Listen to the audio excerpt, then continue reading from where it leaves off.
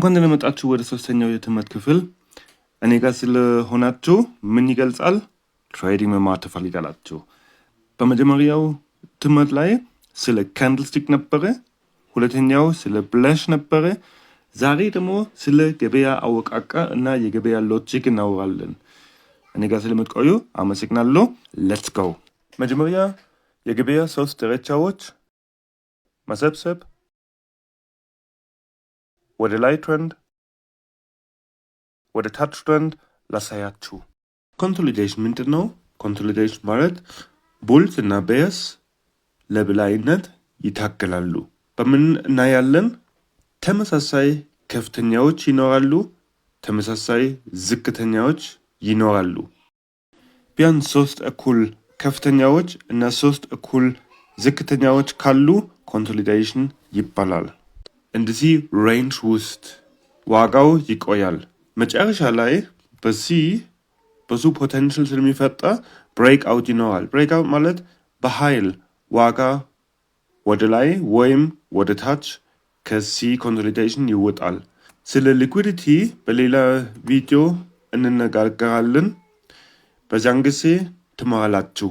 ወደ ላይ ብሬክ አውት ያደርጋል ወይም ወደ ታች ብሬክ አውት ያደርጋል። አፕትሬንድ ደግሞ ሬንጅ ሳይሆን ሁልጊዜ ሃይ አለ። ይሄ ለው ከዚህ ከፍ ስለሚል ሃያ ለው ይባላል። ይሄ አዲስ ከፍተኛ ስለሆነ ሃይ ነው። ሃያ ለው፣ ሃያ ለው። ይሄ ወደ ላይ ትሬንድ ነው። ዳውን ትሬንድ ይሄ ነው። ሎው ይኖራል። ሎዋ ሃይ ይሄ ከፍተኛው ከዚህ ዝቅ ይላል።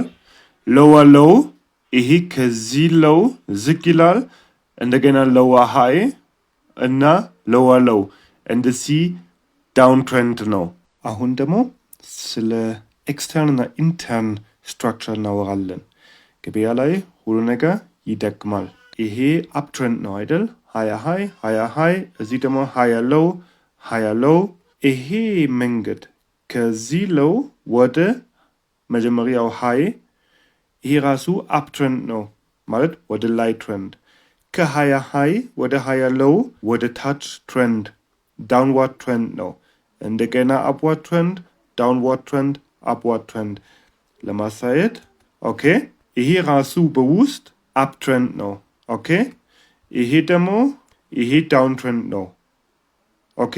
እዚህ ውስጥ ደግሞ ይሄ አፕ ትሬንድ፣ ይሄ ትንሹ ኢንተርን አሁን በጣም ስንቀርብ ይሄ ብቻ ምንድን ነው? ብቻው አፕ ትሬንድ ነው አይደል? ሃያ ሎው። ግን እዚህ ውስጥ ምንድን ነው? ይሄ እንደገና አፕ ትሬንድ ነው፣ ዳውን ትሬንድ፣ አፕ ትሬንድ፣ ዳውን ትሬንድ። ስለዚህ እያንዳንዱን እንቅስቃሴ እንደገና በትንሽ ማየት እንችላለን። ያው አፕ ትሬንድ ይሄ ነበረ። እዚህ ውስጥ ደግሞ እንቅስቃሴ እንደዚህ ሊሆን ይችላል። እዚህ ውስጥ ደግሞ ከዚህ ይሄ እንደገና አፕ ትሬንድ፣ ዳውን ትሬንድ፣ አፕ ትሬንድ፣ ዳውን ትሬንድ ነው። ኦኬ ገብቷችኋል? ይህ ስለ ኤክስተርን እና ኢንተርን ስትራክቸር ነው።